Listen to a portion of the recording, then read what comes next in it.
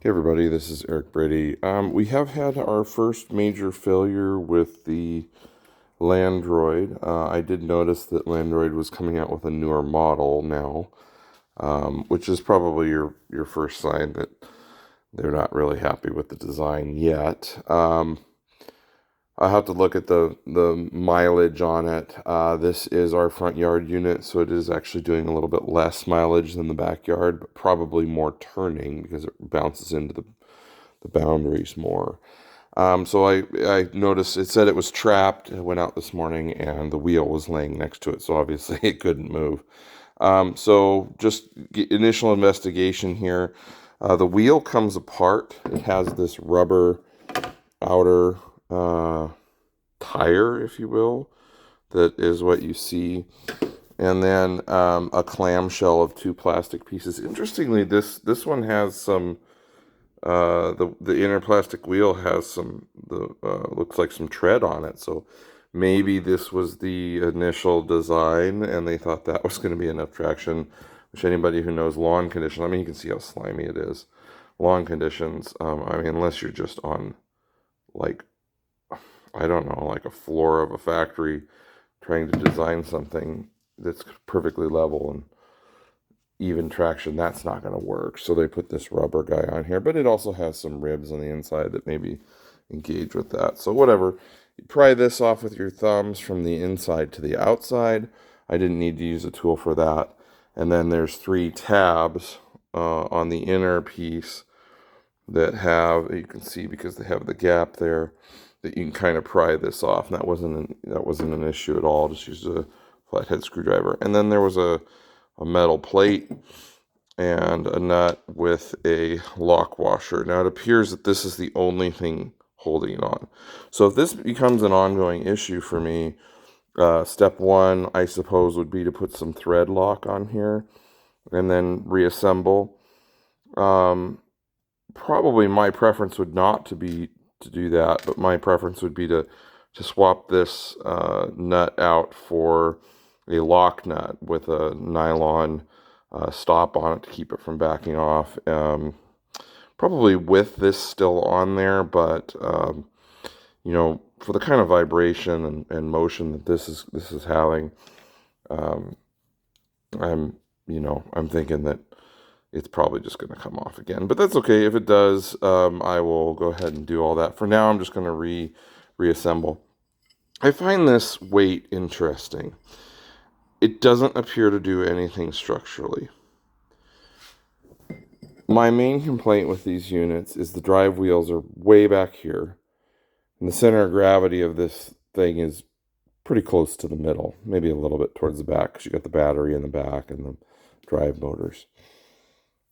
So when the unit is going downhill and it hits the boundary wire, it has to turn with no weight on those back wheels, and it just sits there spinning its wheels and often gets stuck. That has been the only real issue I've had with this.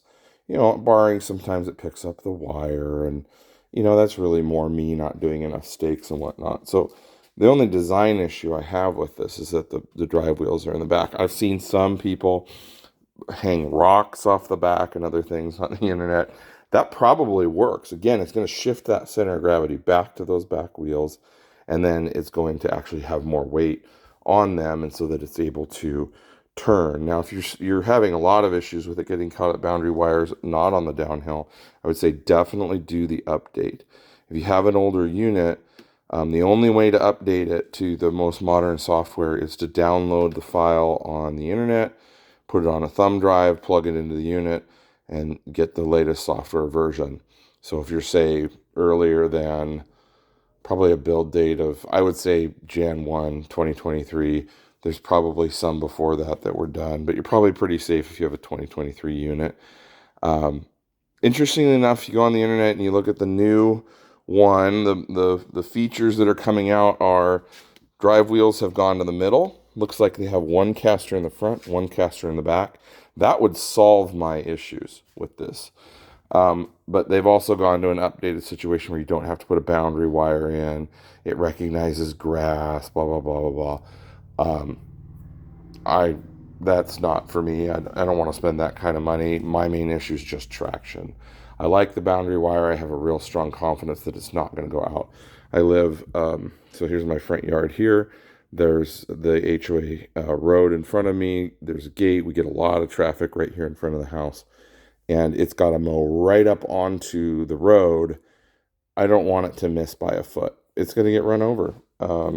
So I like having the boundary wire. I think that's actually a nice, lower cost way of doing it. So some of the old, some of the new. So anyways, I'm going to reassemble this. I don't anticipate there being any kind of problem. Clean the threads. I'll torque this down to, with a torque wrench and make sure I get a good amount of clamping force on there. If I do lose another one, I will go through the trouble of taking the nut to the hardware store and getting a nylon unit that will go on there and hold it on. So I don't anticipate that being a problem. This is a pretty minor failure. This is going to be down for a few hours and not that big of a deal. Yeah, yeah. No, so generally, I'm pretty happy with it. A neighbor stopped me yesterday and said that you've got the nicest yard in the neighborhood, which feels good. It feels good. And so we have Bermuda. Bermuda loves to be mowed all the time. It's almost the ideal situation for this kind of lawnmower. Um, we have pretty heavily watering restrictions, so the only thing I can do is mow frequently and fertilize. Um, about once a month right now is what we're doing to get the lawn up and running this spring. Um, there's other people in my neighborhood that probably cheat the watering restrictions to get nicer lawns. We don't. I follow the rules, mostly because it would be very expensive to not do so.